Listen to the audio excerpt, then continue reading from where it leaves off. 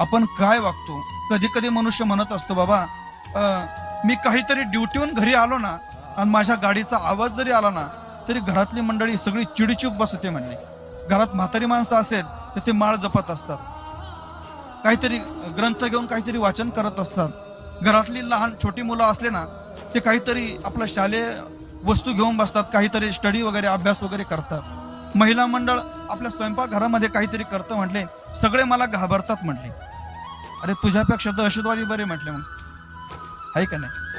माणसाचं जीवन दहशतवाद्याप्रमाणे नसावं, आपली दहशत नसावी. लोकांनी आपल्यावर प्रेम करा.